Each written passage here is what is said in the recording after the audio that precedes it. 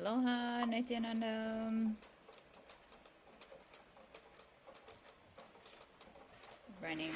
Running a bit late. My apologies. Let's start with a prayer for communion. You're welcome to say your prayer. I prefer silence to bring in that oneness, the communion.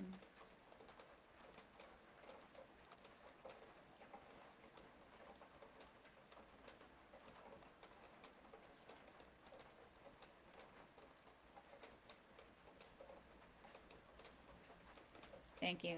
Well, welcome to today's day 13 of Force Majeure Christmas. The 25 days of Force Majeure Christmas. Today we'll be discussing decolonizing your mind, and there are so many aspects of that to sort through, but first I wanted to share an update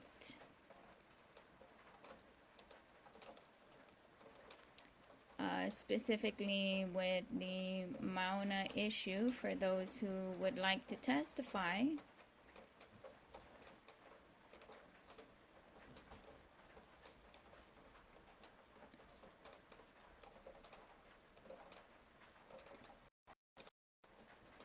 I did put the links and such in the description for you to submit.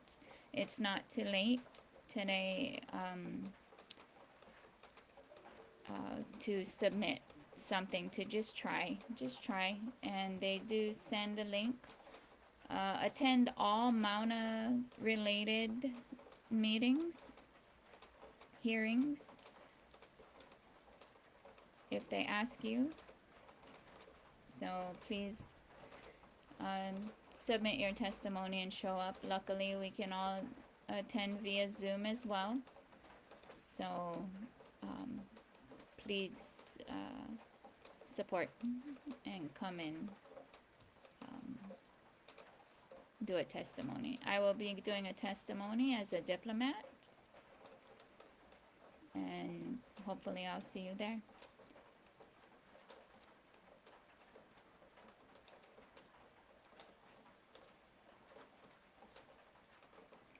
I wanted to start with a very light-hearted video to show how I function as a secular Hindu quantum catalyst fusionist, and I thought that this video here was just so perfect.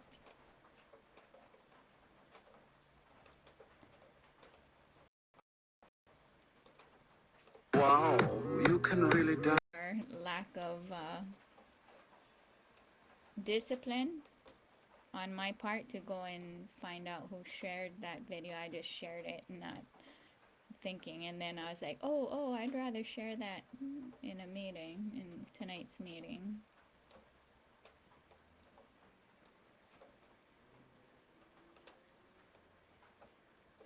So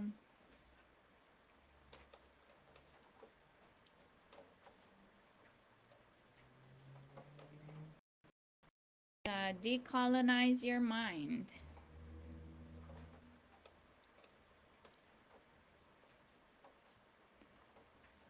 I'm gonna have to, like, excuse me for a second. I wanna, all of this running late things due to this, that. My apologies. Thank you for your patience and understanding.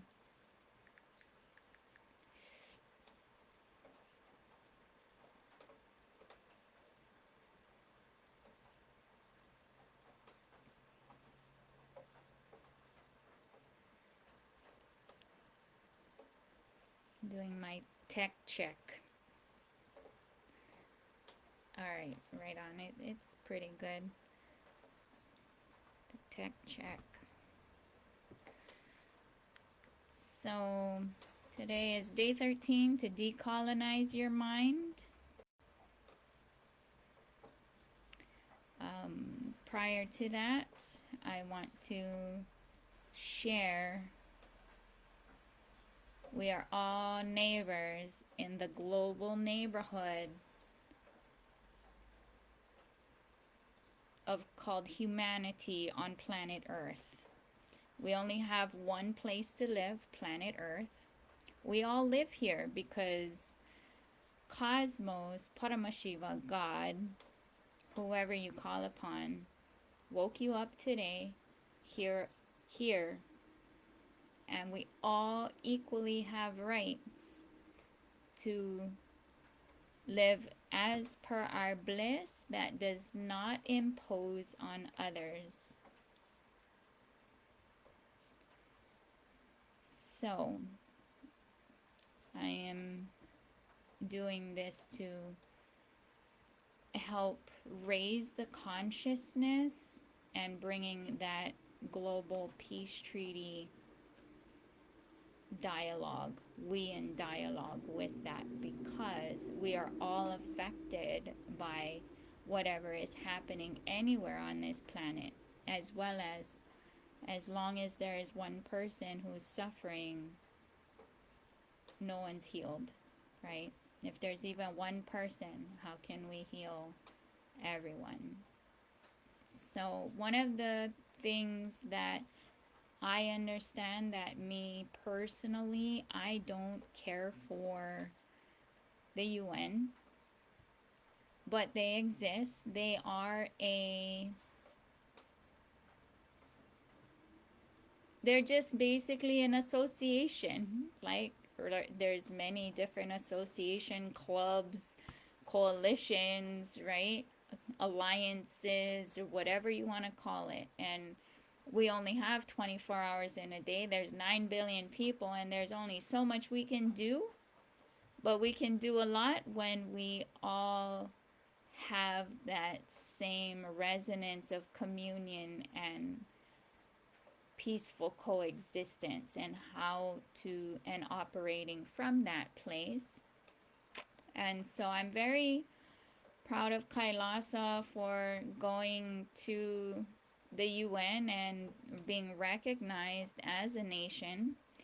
And today, a huge announcement that got accepted, and I'm going to read the official statement that was, well, let me just read it. So Kailasa has proposes visionary Kailasa's Nityananda Raja Vidya Gurukul Education Solutions at United Nations Summit of the Future, December 13, 2023. In a landmark address to esteemed dignitaries at the United Nations Summit of the Future, a delegate from the United States of Kailasa seized the spotlight, presenting a groundbreaking proposal for global education reform. Esteemed dignitaries, I stand before you representing the United States of Kailasa. The UN Summit of Future presents a distinctive opportunity, and we are grateful for the chance to engage in today's proceedings, declared the representative. Highlighting a commitment to proactive problem solving, the representative proposed a solution-based approach to enhance the accessibility and affordability of education worldwide. We have Kailasa Nityananda Gurukul, from which I graduated, and we committed to provide free education to the world in whichever countries the UN deems fit for this all-inclusive education, the representative affirmed. The representative acknowledged the Supreme Pontiff of Hinduism, SPH Bhagavan Nityananda Paramashivan's resilience in reviving a nation for Hindus amidst relentless persecution over 2 decades. The 2 billion strong immigrant Hindus global diaspora has faced transnational generational genocide by imperialist rulers, experiencing forced slavery, indentured labor, and enforced famines. Today, Kailasa proudly stands as First Nation for all Hindus, revitalized by the Supreme Pontiff of Hinduism, SPH Bhagavan Nityananda Paramashivam. Kailasa emphasized the imperative need for the inclusion of Hindu enlightenment-based education such as Nityananda Raja Vidya Gurukul to empower the current and next generation with conscious education. Kailasa Nityananda Raja Vidya Gurukul Nityananda Nityananda Gurukul represents the ancient Hindu indigenous enlightenment-based education systems within Kailasa revived by the Supreme Pontiff of Hinduism, SPH Bhagavan Nityananda Paramashivam. Under the guidance of SPH Kailasa's Raja Vidya Nityananda Gurukul has provided thousands of children and young adults with free quality education, including e-learning, accommodations, and essential support irrespective of gender, race, nationality, or religion throughout their educational journey. The Hindu Enlightenment education system is not only inclusive and holistic, but also emphasizing the liberating nature of knowledge transmission, rooted in a Hindu Enlightenment centric approach. The ancient Gurukul system, now revived by the Supreme Pontiff of Hinduism, SPH Bhagavan Nityananda Paramashivam, plays a pivotal role in creating and sustaining the enlightened civilization of Sanatana Hindu Dharma Hinduism, emphasized by the representative. Expressing aspirations for future educational inclusion, and representative concluded, our aspiration is to see educational inclusion in the future, empowering upcoming generations with Hindu indigenous Gurukul system. We will be submitting our written contribution by December 31st, 2023. This bold vision for education reform has sparked international interest, positioning Kailasa as a leading force in shaping the future of global education. Stay tuned for updates as Kailasa works towards realizing this transformative vision. So in the statement, official statement, Swamiji has shared that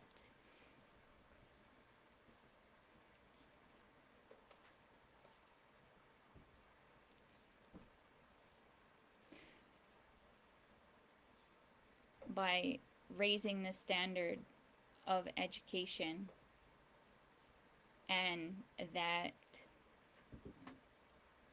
for Hindus, ignorance is the only demon, and so ignorance is not tolerated.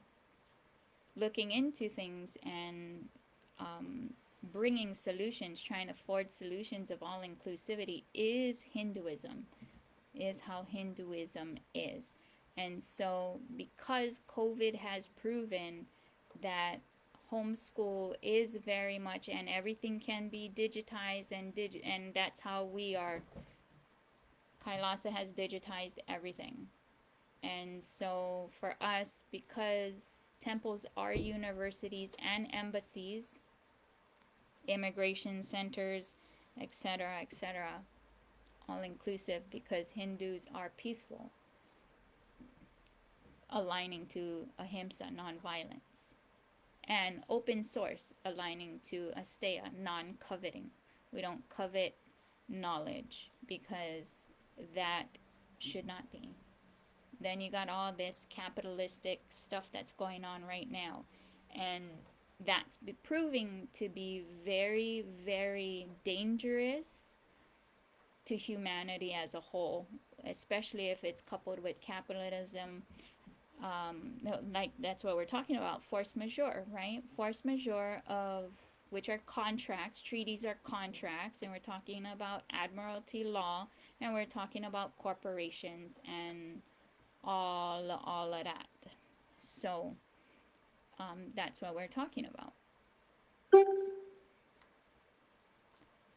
Is that all right? Here we go. So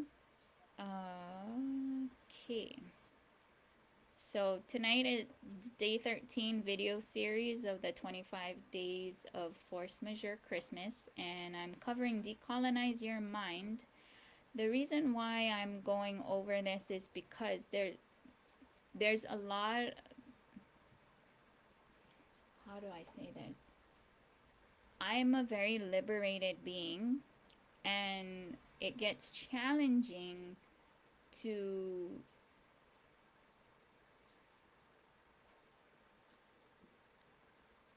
interact with societal norms that are irrelevant to me, and not to be insensitive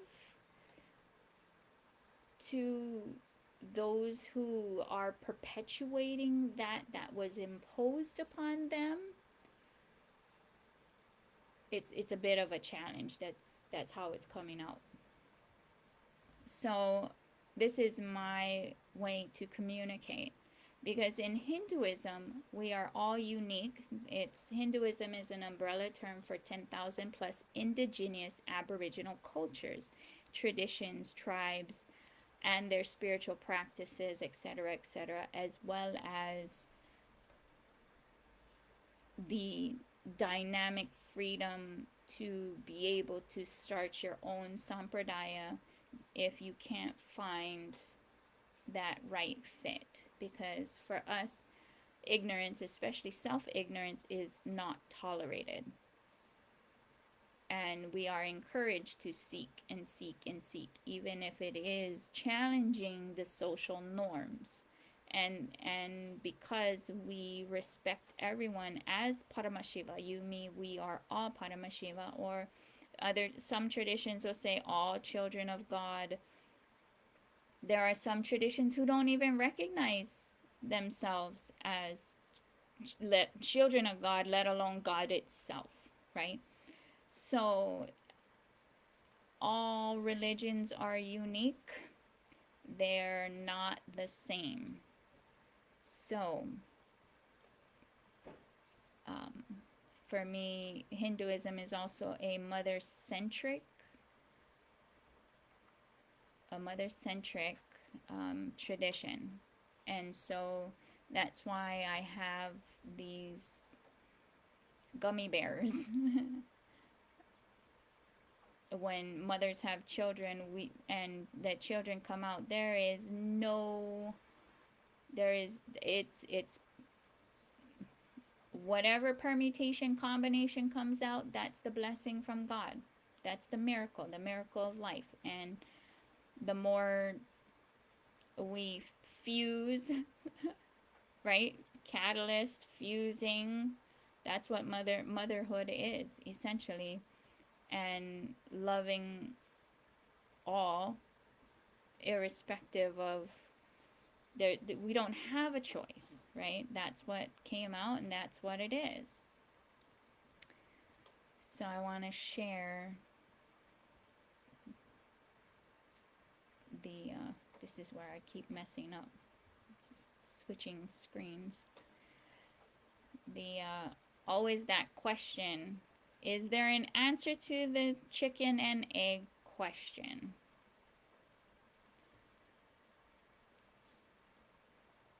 So, can listen to Swamiji answer that.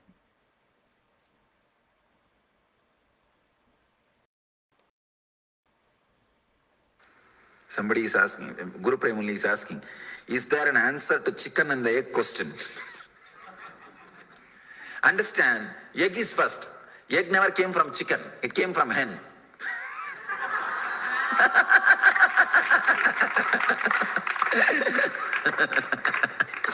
I answered.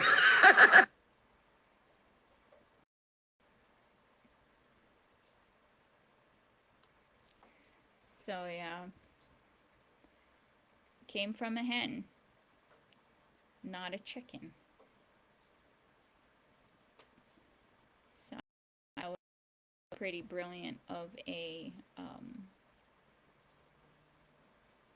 answer.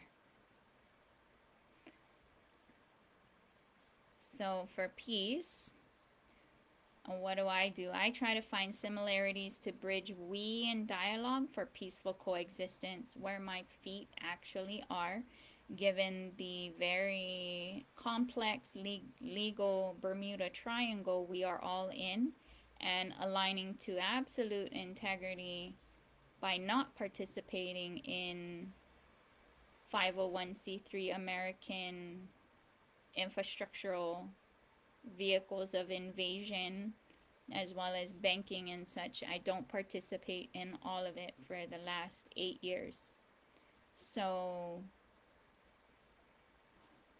that's what I'm doing. And because all religions, cultures, and traditions are unique, they are not the same. There might be fundamental truths that are where the meeting points are, but they're not the same. Just like all of our fingerprints are not the same, and even every single being in one group of religion that they choose to associate with individually, they are unique just as their fingerprints are unique. So, and Cosmos God Paramashiva is an artist. He's not a manufacturer. This is where consciousness diversity, we're talking about biodiversity and such, but when it comes to spirituality, that is where the consciousness, because Hindus, we honor and revere consciousness. That's where the consciousness diversity is needed for peace, individual peace, especially individual peace, knowing who you are through that. And so before going forward, I want to share this video again. I shared it yesterday, but I feel that this video should be shared again so that people really, this video is based off a book, Ken Schooland, who lives on Oahu and does liberty gatherings called The Foolish Things every month. And so I used to attend those, and they go over everything, what is in everything from teacher contracts to just the whole thing. So very cool place to expand the mind. But this video has definitely changed my life ever since watching it.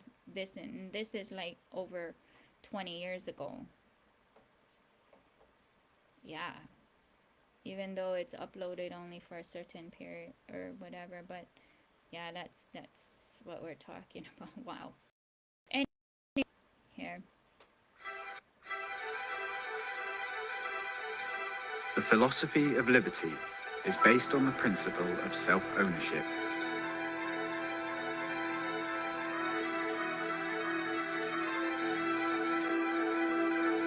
You own your life.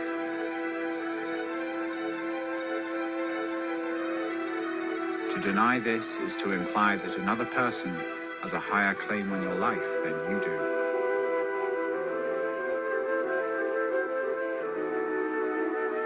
No other person or group of persons owns your life. Nor do you own the lives of others. You know, it's funny, being here on the bank.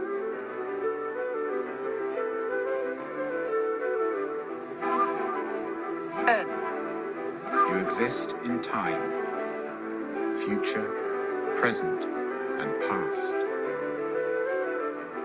This is manifest in life, liberty, and the product of your life and liberty.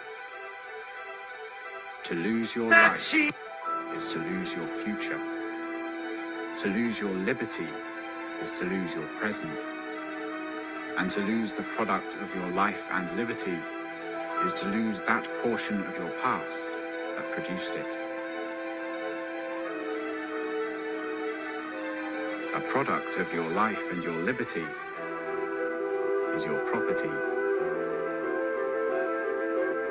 Property is the fruit of your labor, the product of your time, energy, and talents. Property is that part of nature which you turn to valuable use.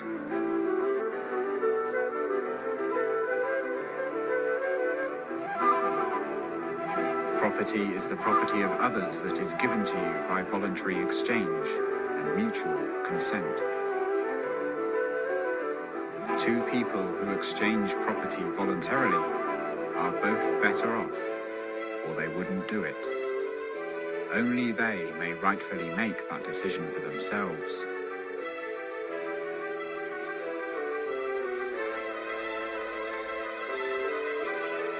At times, some people use force or fraud to take from others without voluntary consent. The initiation of force or fraud To take life is murder. To take liberty is slavery. And to take property is theft.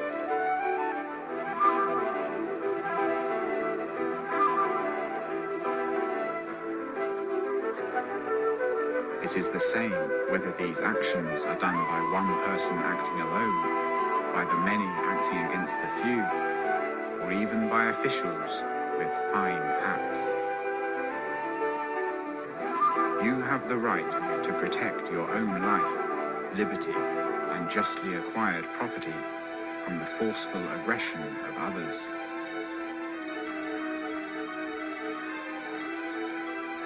And you may ask others to help defend you.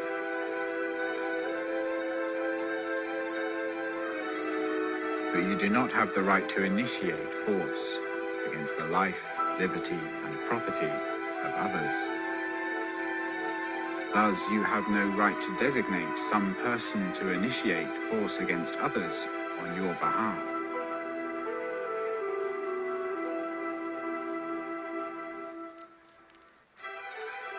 You have the right to seek leaders for yourself.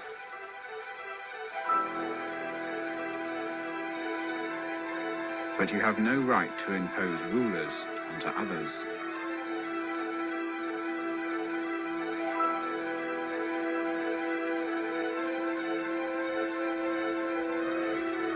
No matter how officials are selected, they are only human beings, and they have no rights or claims that are higher than those of any other human beings.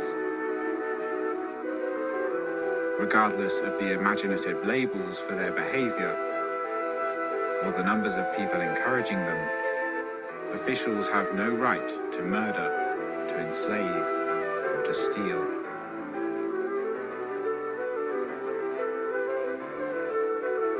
You cannot give them any rights that you do not have yourself. Since you own your life, you are responsible for your life. You do not rent your life from others who demand your obedience. Nor are you a slave to others who demand your sacrifice.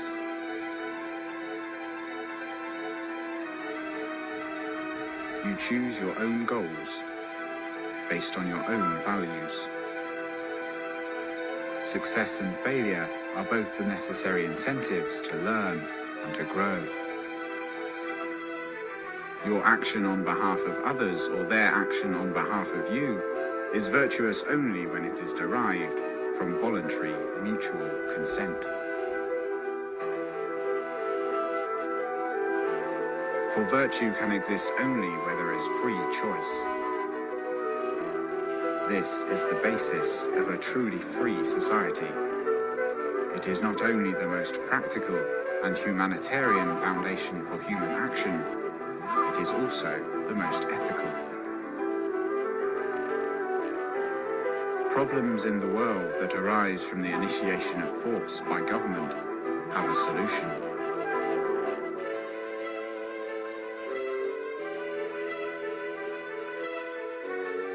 The solution is for the people of the earth to stop asking government officials to initiate force on their behalf. Evil does not arise only from evil people, but also from good people who tolerate the initiation of force as a means to their own ends. In this manner, good people have empowered evil people throughout history. Having confidence in a free society is to focus on the process of discovery in the marketplace of values, rather than to focus on some imposed vision or goal.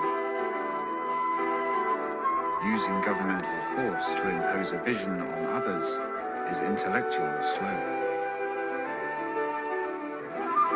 and typically results in unintended, perverse consequences. Achieving a free society requires courage to think, to talk, and to act, especially when it is easier to do nothing.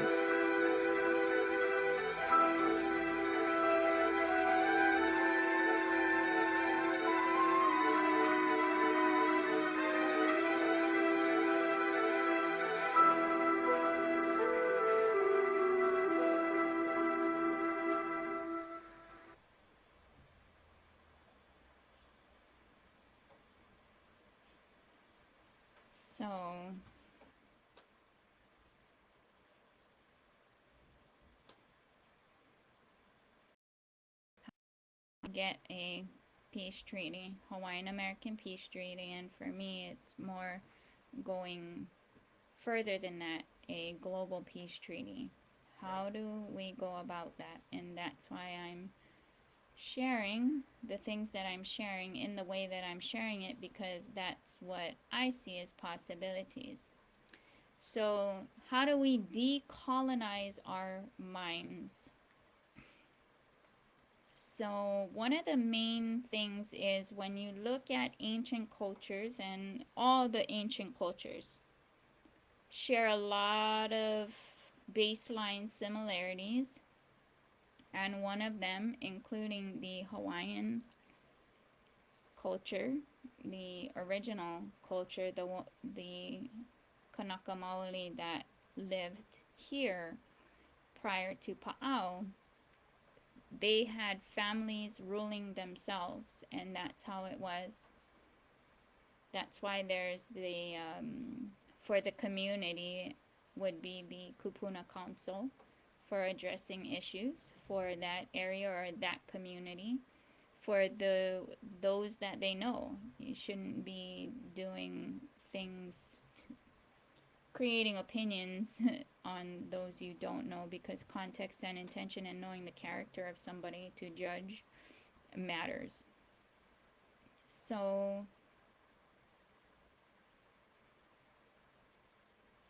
how did it go from family to this corporate thing? And it's due to the colonizers and their constructs. They brought those constructs,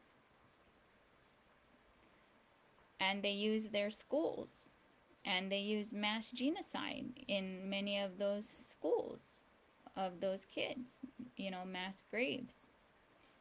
And so what they do there is the re-education camps, but they're actually indoctrinating family-centric. What they do is they impose by force and steamroll everything, disrespecting the earth, which has been a global problem with the same issues, right? The source is the same.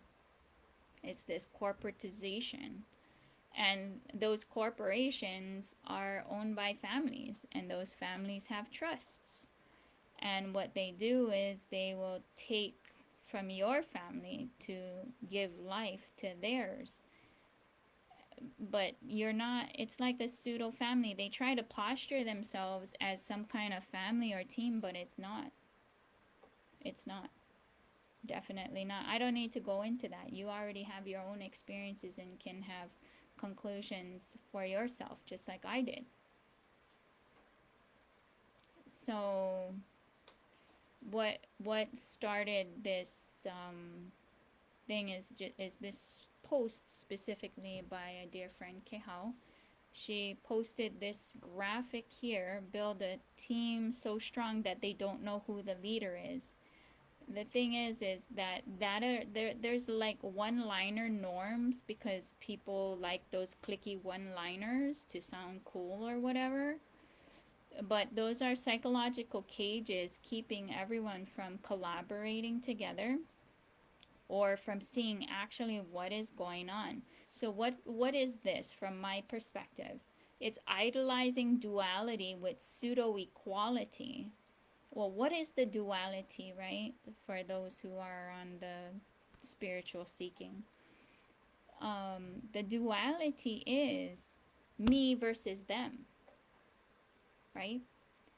In cosmos, there's no right, wrong, good, bad. There's subjective truths. And when people want to boost their ego, they will start doing things like this, idolizing duality with pseudo-equality. I hope that is resonating or making sense. How the perspective that I'm sharing with this type of corporate.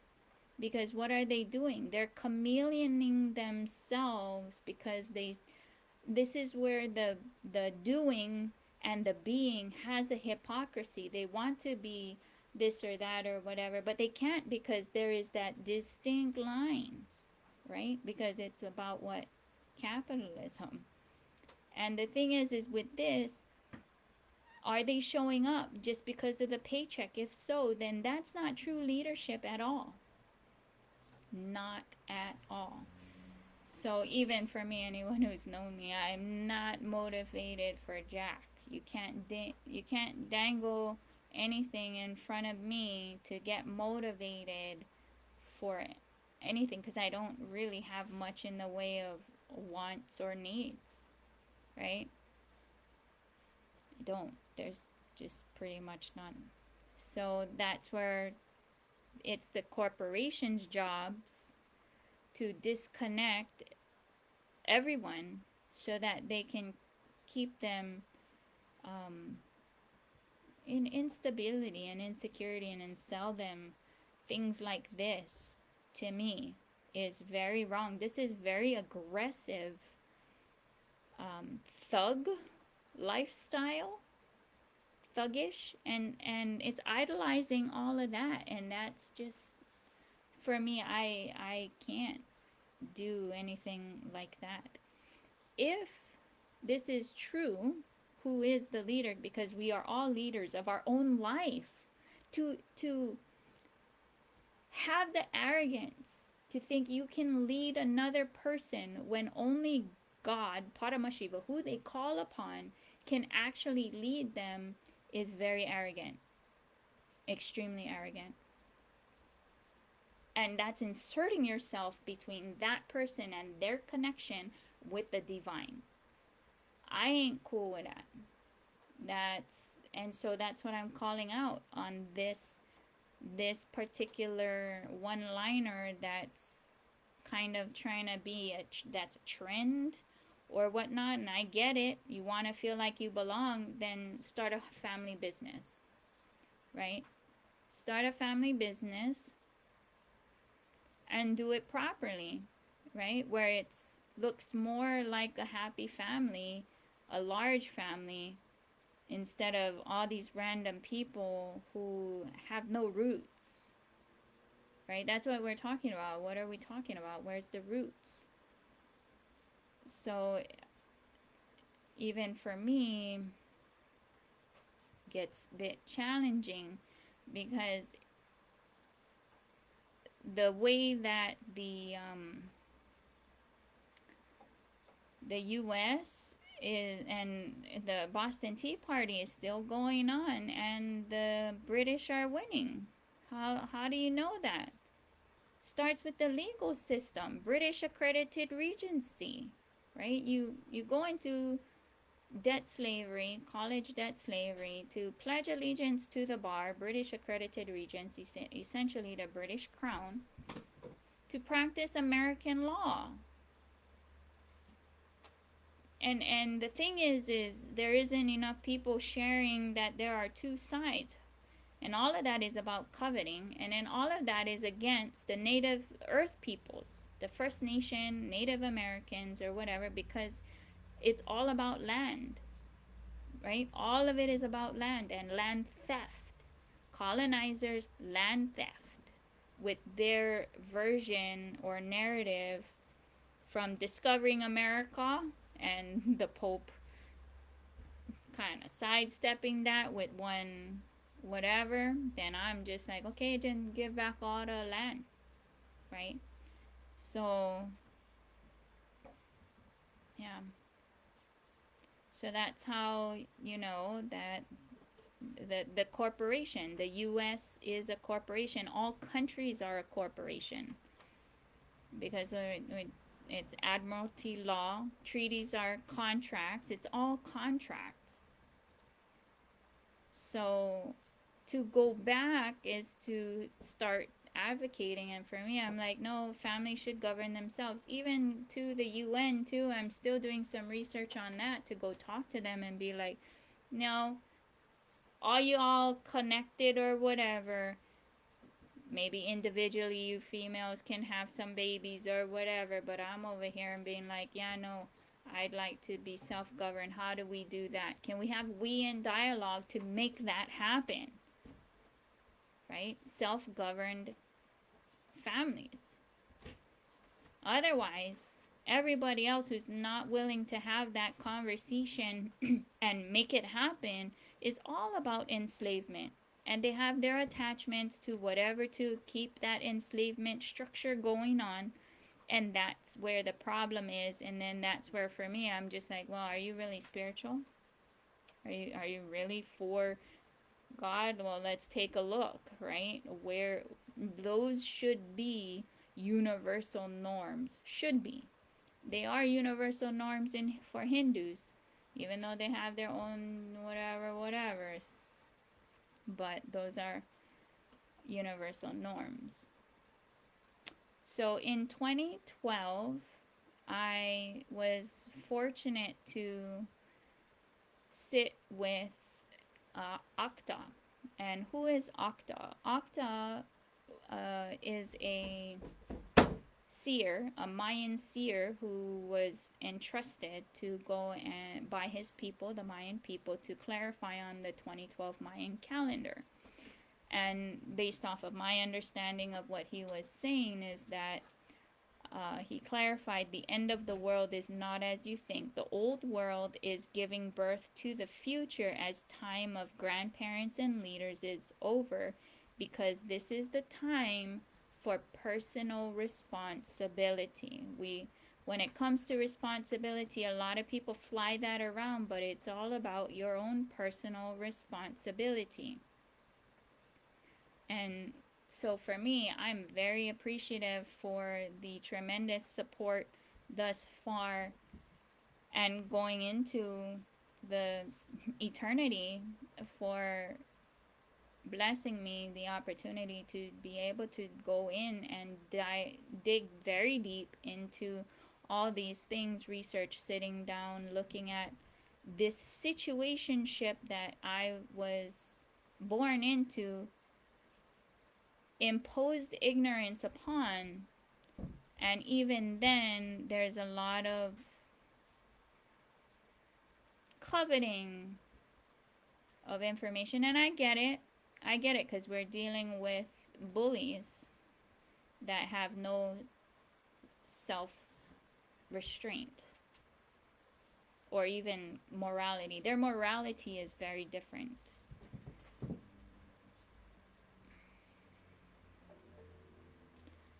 And so because it's about personal responsibility, this is where I know I will be, this is my belief system that I'm sharing. So I'm sharing with you. If you don't agree, awesome. But I'm talking for those who resonate with my truth.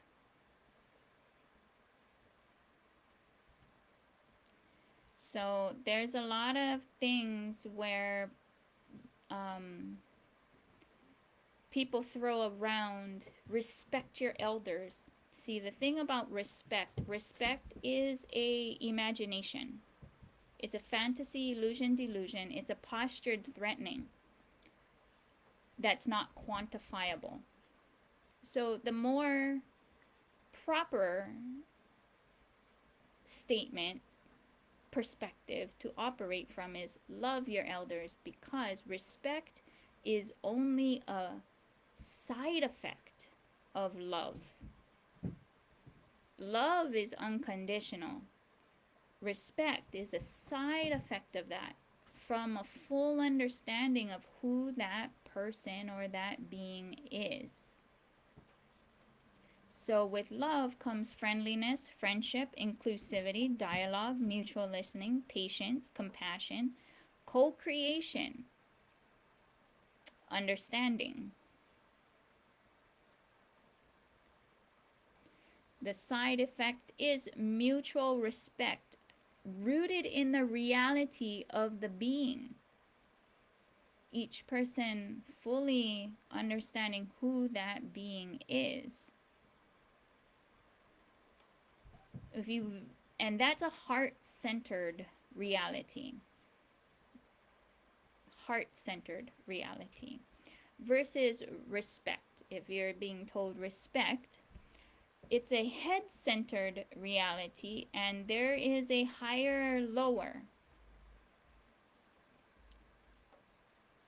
there's that hierarchy involved, and that's posturing, when that is really not the reality of the situation, right? There are old souls born. Everyone grows on the timeline of eternity, not one life. And maturity doesn't come with age. So what happens, the respect is rooted in imaginations, which is not the truth of the reality of the dynamic. It's all based on imaginations, which are assumptions, projections, abuse, gossip, bullying, blind spots, social awkwardness, social straitjacketing, and it's a very demanding energy. Demanding of what? Demanding of some imagination in that person's head. And then the reflection of, I don't get what your imagination is. So as well as when it comes to personal responsibility, what are you perpetuating, right? Where does the rubber actually meet the road? So when it comes to the marketplace for the medical side, are you using big pharma, or are you using, because I'm Hindu and I choose Ayurveda and Siddha medicines, but La'au Lapa'au is the same. What are we resorting as a first choice? Now I get it, big pharma has the right to exist in the marketplace as choice, but we all know they don't fully disclose, and they all have this fine print, right? Or whatever. And then they have lobbyists to make naturopathic, homeopathy, allopathy, illegal and straitjacketed, when they do intellectual theft on the original medicines. So what are we perpetuating? So it has to start there. So, and then there are those who are capitalizing on their heritage without perpetuating it. They're hoarding, coveting, right? And so that's why when I look around, there is nobody. That's how I feel. Nobody. Or very few. There's even internationally too. And that's where for me, even looking around, there's all these ones. Anyway, I'll just leave it at that. So how do we help? So for me, from that perspective, how to help others expand their mind. And so one of my favorite books is called Who Moved My Cheese? Because the only constant in life is change. That's an eternal truth. The illiterate of the 21st century will not be those who cannot read and write, but those who cannot learn, unlearn, and relearn. So there's a lot of programming that has been done because of those education, re-education, indoctrination camps called schools, instead of that is geared to your self-focus, so that you know who you are, what your actual interests are, and why you took the body and what you want to contribute. They say they do, but why is there depression? And why are there so many people who don't even be in the field that they went to college for, as well as the changing of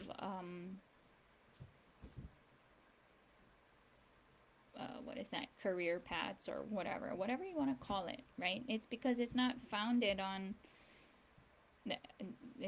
and there's nothing we can do about it, and adults are adults, and the only time change will happen is if they are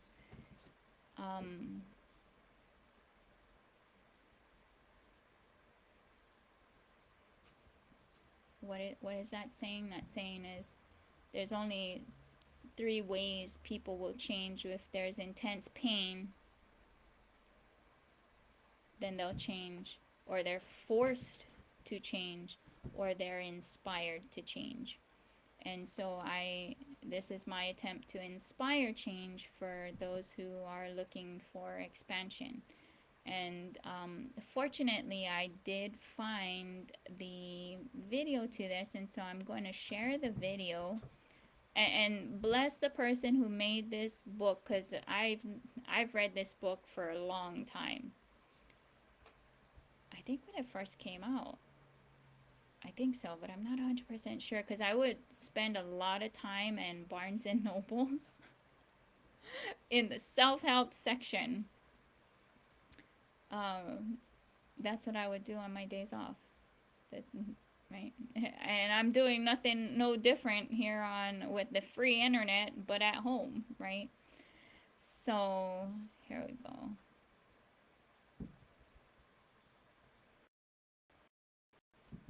That cheese, where is it? Who moved that cheese? Why has it gone?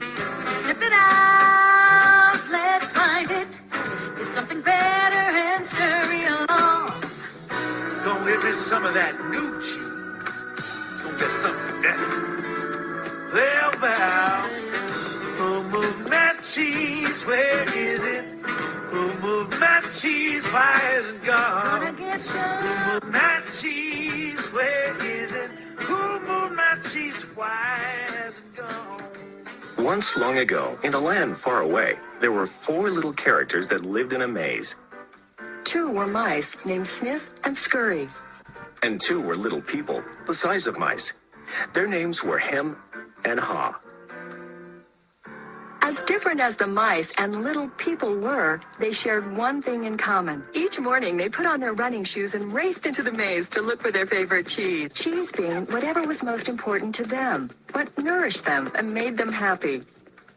For Sniff and Scurry, cheese was just cheese. But for Hem and Haw, cheese was more than just having something to eat. Finding it was a way of getting what they thought they needed.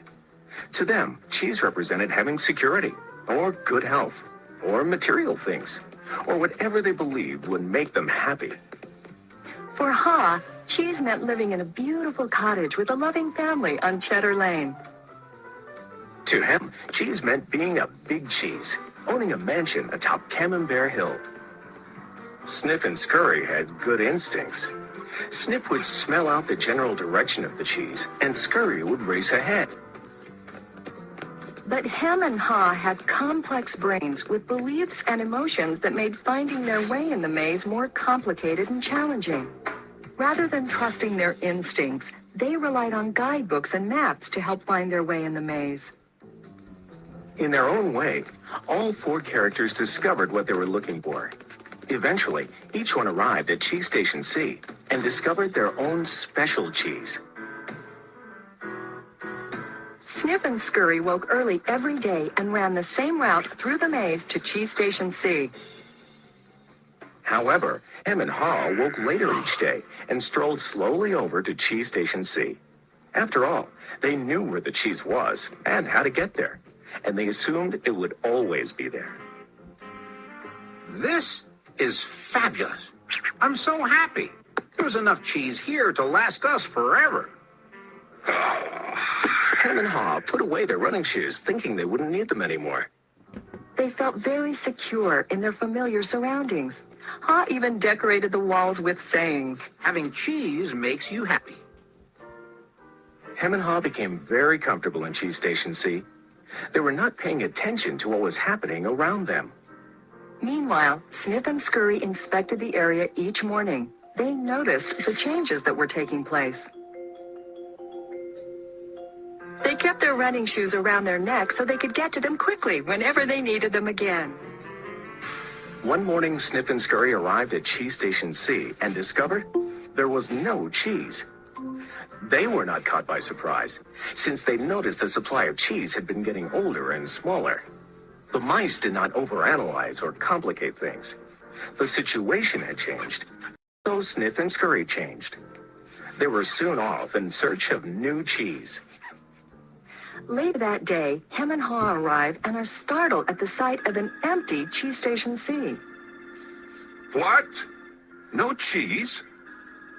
Who moved my cheese? It's not fair. What'll happen if the cheese isn't here tomorrow? All my plans are based on the cheese being here. Hem's and Haw's behavior was not very attractive and kept them from succeeding, but it was understandable. Finding cheese wasn't easy, and it meant a great deal more to them than just having enough of it to eat every day. While Sniff and Scurry had changed, Hem and Haw continued to, well, hem and haw. Hem? Where's Sniff and Scurry? Do you think they know something we don't? Nah, they're just simple mice. We're little people. We're more complex and smarter. We're entitled to our cheese. Well, we don't seem to be acting smarter at the moment. Sniff and Scurry are probably in the maze looking for new cheese. Maybe we should simply get going and look for some new cheese, too. No, I'm going to get to the bottom of this. I want things to be just the way they were. Meanwhile, Sniff and Scurry moved further into the maze. They didn't think of anything else but finding new cheese. After looking in parts of the maze where they had never been before, Sniff and Scurry found the biggest store of cheese they had ever seen. Meanwhile, Hem and Haw were still trying to figure out what was happening. Then Haw began to imagine himself out in the maze, finding fresh new cheese. Before long, he could almost taste it. Come on, Hem, let's go. We've got to change and enjoy something better. No way. It might be dangerous out there in the maze. I like it here. I'm comfortable. You'll see. Someday things will be just the way they were. Like Hem, Haw focused on what he was losing. His vision of finding new cheese and gaining something better faded.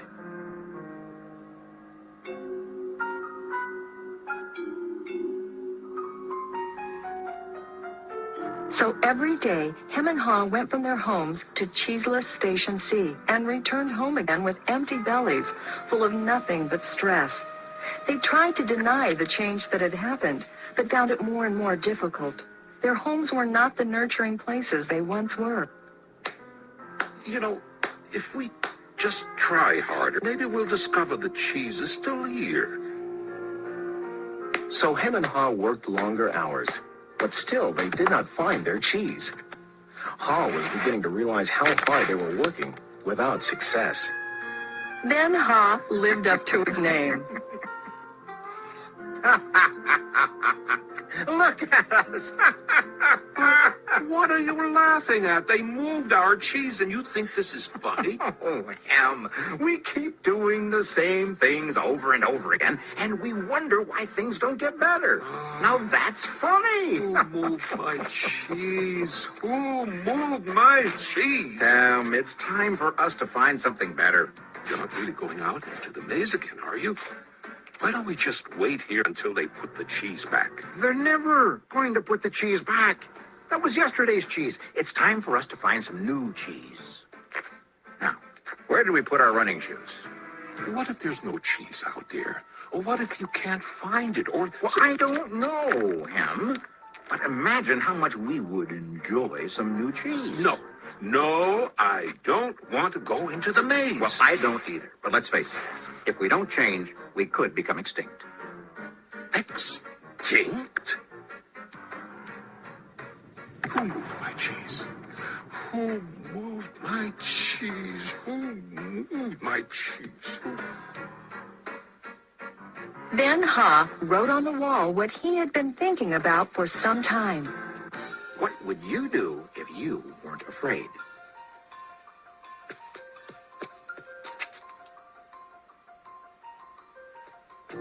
It's maze time. Time for new cheese.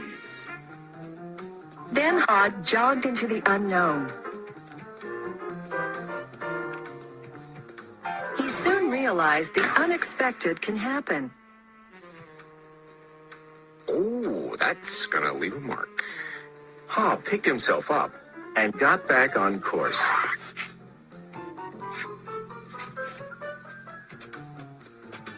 Being back in the maze isn't nearly as bad as I feared. How did I get into that situation at Cheese Station C? I should have followed my instincts and changed a lot sooner. If I'd been watching what was happening... Smell the cheese often so you know when it's getting... Why do I feel so good? I don't have any cheese, and I don't know where it is. When you stop being afraid, you feel good. I feel so good. So good. I'm not afraid anymore. The more clearly Ha imagined himself finding new cheese and enjoying it, the more real it became, in his mind and his heart, and the more it made good sense to him.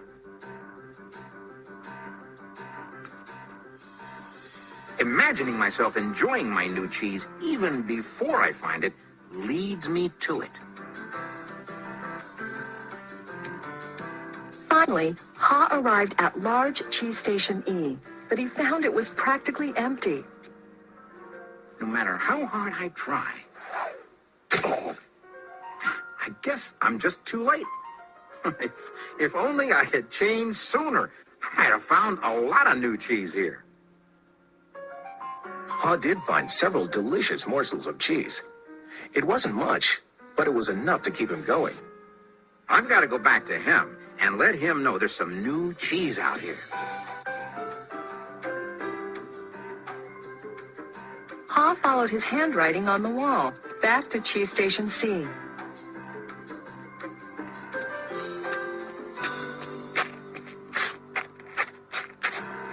Oh, him, you look terrible. Here, have a few bits of new cheese I found in the maze. No, I don't think I would like new cheese. I want my own cheese back. I want things to be the way they were. It's safer to search in the maze, Hem, than remain in a cheeseless situation.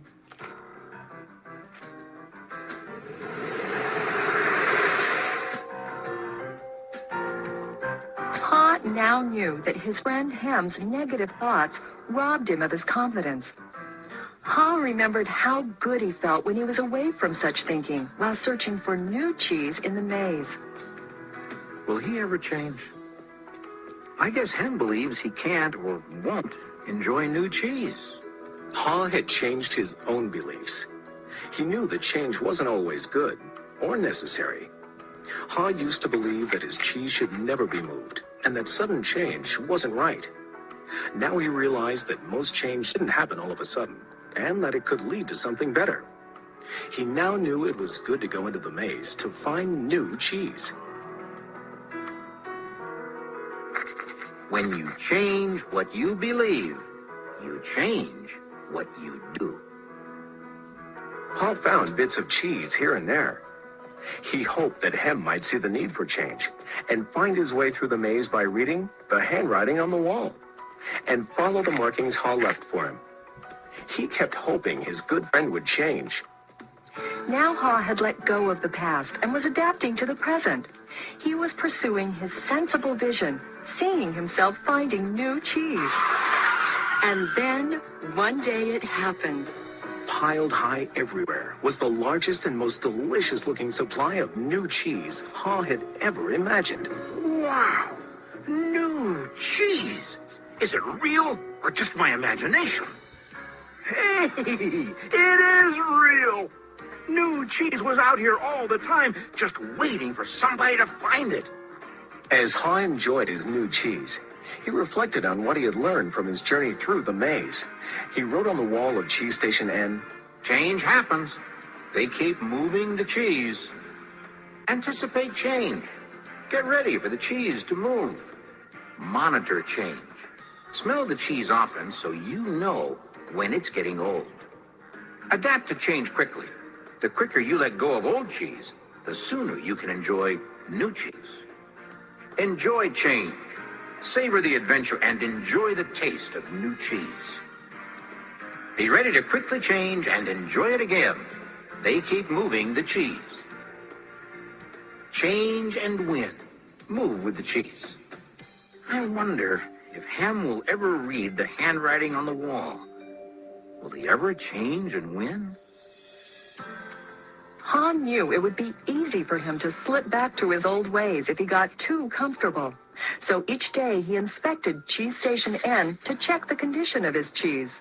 He went out into the maze and explored new areas, He knew it was smarter to be aware of what was going on around him rather than to isolate himself in his comfort zone. Then Ha heard a sound of movement out in the maze. Could it be him?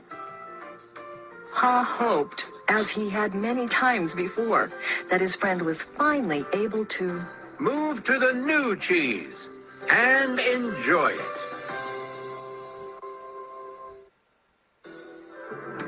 Or is it a new beginning?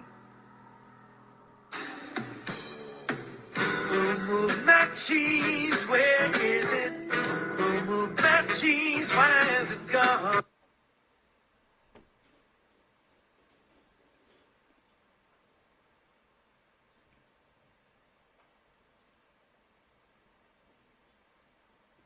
So this is a favorite book of mine.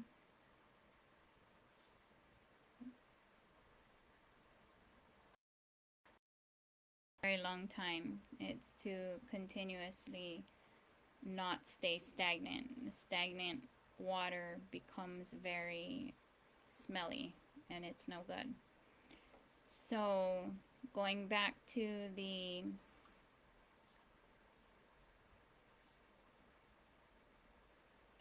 meme, build a strong team, that they don't know who the leader is idolizing duality with pseudo equality.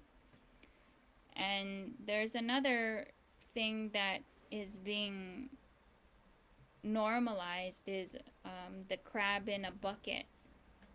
And I'm gonna share a video of that, the crab in the bucket video, just so that those who don't know the story can hear the story, and I will make my comments afterwards.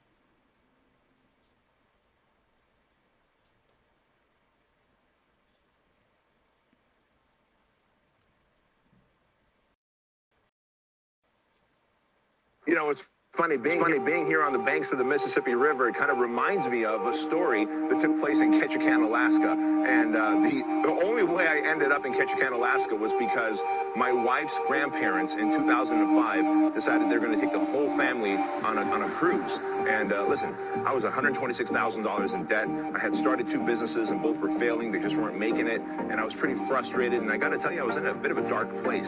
And I could not have afforded a cruise to Alaska. But thankfully, my wife's family paid for it, and we ended up there. We were newlyweds, right, broke, and we're walking on the shore there in Ketchikan, Alaska, and I see all these like crab fishermen. They're casting out a net, and then they'll pull the net in, and they'll pull out a crab or two, and throw it in a 5-gallon bucket. So as we're walking along, I see this one guy, older gentleman. He's got a 5-gallon bucket, and he's got a little bit of water in there, and he's got the lid to the bucket sitting on the ground, and he's casting his net in the water. He waits for a while, and he pulls out some crabs, and he puts them in the bucket. When I look inside, I see about 5 or 6 crabs, all just kind of piled up. And there was this one crab that seemed pretty ambitious to me. And this little guy was crawling on top of all the other crabs real slowly. And then when he got to the very top, he started reaching up for the rim of that bucket and pulling itself up. Now, when I saw this, of course, I'm thinking, oh my gosh, I got to tell this crab fisherman that his crab is about to make a break for it and probably run right back into the ocean. And so I go, hey, sir, you're about to lose one of your crabs. You might want to do something. Put a lid on it. He goes, watch what happens next. And as this little ambitious crab is trying to free itself and pull itself up and over the rim of the bucket, all the other crabs in the bottom reach up, grab it by its hind legs, and pull it right down, right? Now, in that moment, my wife is standing right there next to me, and I'm hitting her. I'm saying, can you believe what's happening here? Can you see what just happened? We all have crabs like that in our lives, right? We all have people that want to pull us down. We all have negative people, doubters, haters, people who criticize us, people who don't think we'll make it because you're not smart enough, you didn't go to school for that, you don't have the money to afford that, you don't have the resources, you don't have the experience. You got to be like that little ambitious crab. Shake off the fucking haters and the criticizers and the doubters and surround yourself with badasses who are rooting for you and want to see you succeed.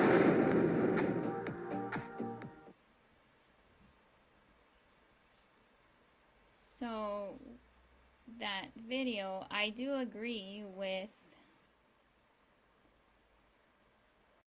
moving activity out of our lives. That part for sure. But when it comes to inspiring change, because boxing consciousness or humanity with those narratives is not helpful for change or bringing change in the now, because we are consciousness. Consciousness can override and supersede societal norms or programming or whatever you want to call it, habitual patterns. And so I prefer to look at, what if humanity decided to look at it this way instead?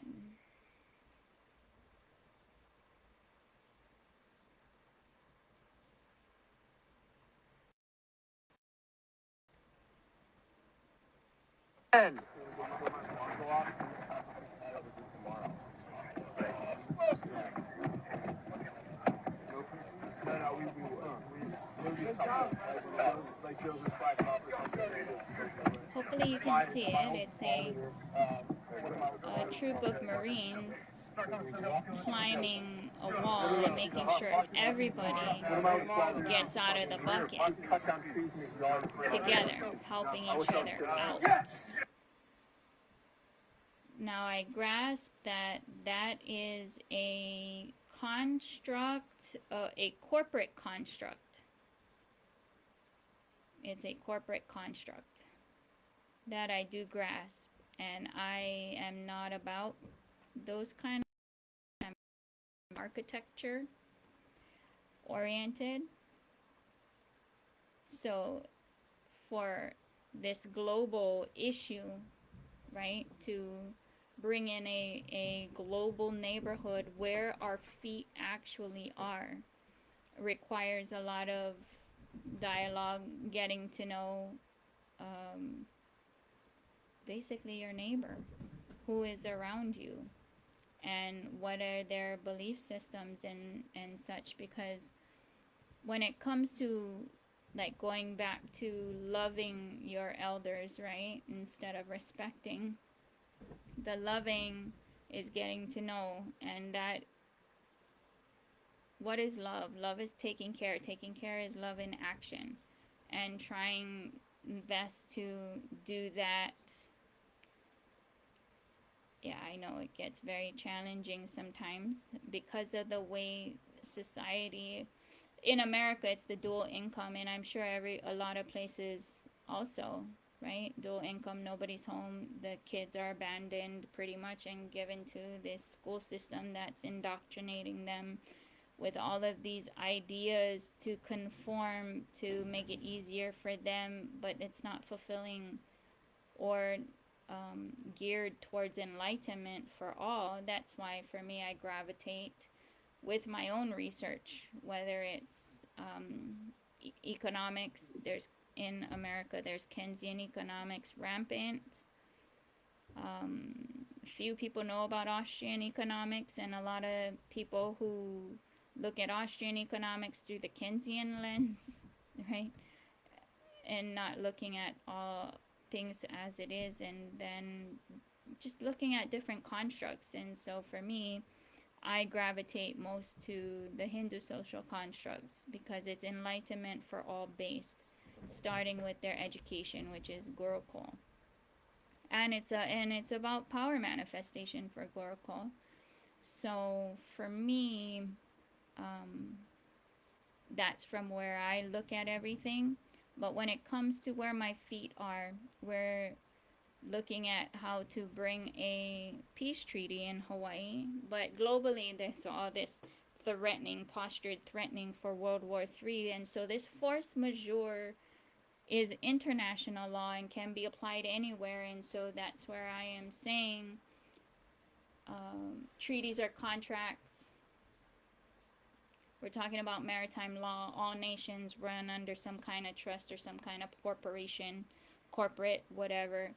And so the only actual humanitarian law is a global peace treaty. And I'm saying it very straight and clear because I am giving it to all of humanity. Whoever's going to step up to that plate, however, whatever. And like for me, wanting to go to the UN, but at the same time, I'm still like looking at the whole thing and just being like, well, what are they actually doing for Gaza and all of that in Israel, right?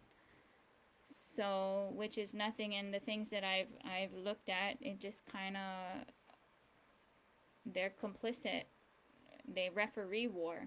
They're not interested in stopping it. So, and especially with the way that the official memorandum for Hawaii came out, strange form of occupation. They didn't have the honesty and wherewithal to say occupation is war and here's the laws of war. They did not do that. And so that, I'm not slamming Dr. Desaias, I'm not slamming anyone, I'm just getting clear. Get the facts straight. And how do we correct this? And so that's why I'm saying global peace treaty with Global Bureau of Conveyance. And apparently with all of these trusts and stuff for a allodial title or whatever, maybe there is a Global Bureau of Conveyance. Maybe it is in Switzerland, but they're not stepping up to be like, whoa, whoa, whoa, US, allodial title. Slow your roll and do what's right.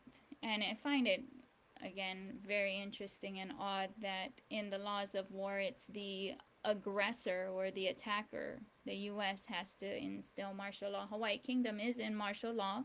That's why it's as peaceful as it is. It's not like the Russian and Ukraine border, because they are in martial law, and direct order is not to pick up arms because it's a misunderstanding based off of civilians posturing, crying wolf, essentially. And then all of this and that started happening. And way back when, this is 130 years ago, it wasn't like an email or a text or a Facebook Live, right? Where things can just be communicated like that, and it's not that way. And so that doesn't mean getting things back in order, even for everywhere, can't be that quick. So yeah, that's why I'm saying the things that I'm saying. So for Hawaii Kingdom or the U.S., the United States of America, Boston Tea Party is still in full swing. The Civil War is still in full swing, and it's about taxation. Taxation is slavery. That's why I'm saying redefine slavery. If there's landlords, those constructs are slavery constructs built in. If you have to pay X, Y, and Z before you can think about eating or drinking water or a place to, clothes, shelter, right? Just to have a place you sleep where you're not at all the time, that's slavery. And being clear about that needs to be said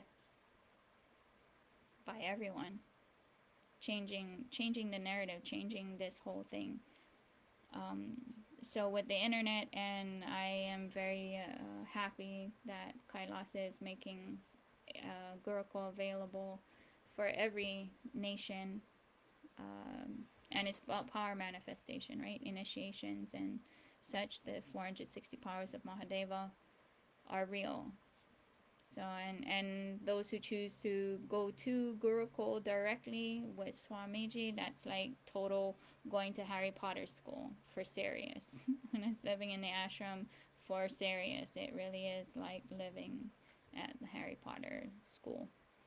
So hopefully I tried my best to make sense of decolonizing your mind using the example of this meme,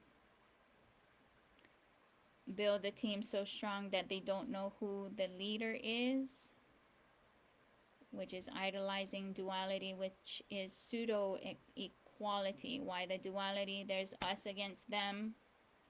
Who is that them? The leader of they is some imagination or whatever, and that is individual different imagination.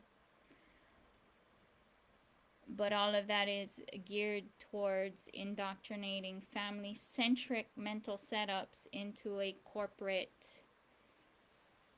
mental setup. And all of that is posturing for for consent, and it's pseudo consent to me, to kidnap kids, essentially. So thank you for listening. Thank you for attending. Thank you for coming, Arca Samantha. Going to close with a closing prayer, peace prayer, peace for you, peace for me, global peace for everyone. If you and your tradition has a closing prayer, you're more than welcome to say it. I prefer silence, and in that communion oneness,